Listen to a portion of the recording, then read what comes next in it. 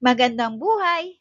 Ako si Teacher Daisy A ay naririto na naman upang ibahagi sa inyo ang isang maikling kwentong pinamagatang Burador ng Pangarap. Sa sandaling panahon ay napaunlad ni Roberto ang kanilang negosyo na manukan. Nagkaroon siya ng butihing may bahay na nakatuwang niya sa hanap buhay na ito. Siya si Ana, galing sa marangyang pamilya, subalit si Roberto ay isang hamak lamang na mangangatulong sa manukang pagmamayari ng pamilya nila Ana. Nagkaroon sila ng mga anak na bunga ng kanilang pagmamahalan. Nagsimulang magtrabaho ang ama't ina ni Roberto sa pamilya ni Ana. Dahil naman sa kasipagan, ay napagkatiwalaan ng ama't ina nito.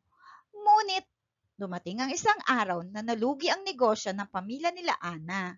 Kaya, nawalan din ng trabaho ang pamilya ni Roberto, na pareho silang walang muwang na mangyaring pagbintangan ng magulang ni Roberto na traidor sa negosyo. Kaya nang malamang nag-iibigan ng dalawa, ay naging tutol ang pamilya nito na maging sila ni Ana. Hindi ito inisip ni Roberto. Pagkos ay nagpursige siya upang ipakita sa magulang ni Ana na mali ang kanilang desisyon. Na masukan sa kahit na anong trabaho si Roberto at pinilit na magkaroon ng permanenteng trabaho. Nagtagumpay siya. Nagkaroon ng iba't ibang parangal dahil sa kanyang kasipagan.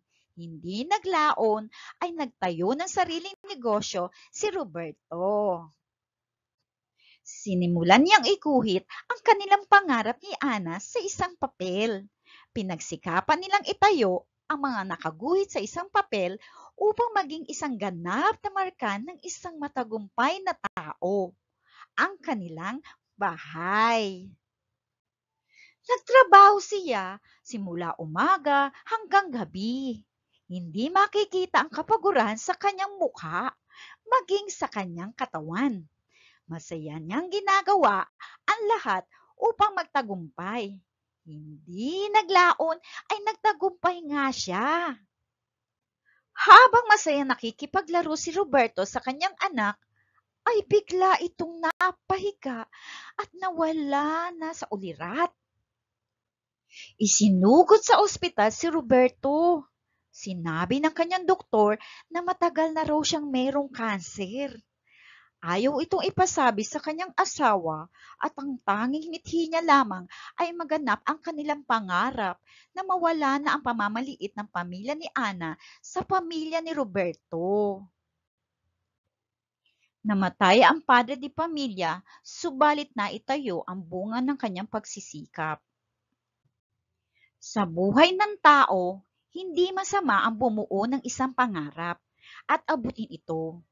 Ngunit lagi nating isasaisip ang kahalagahan ng ating buhay na kung saan higit pang mahalaga sa ano paman.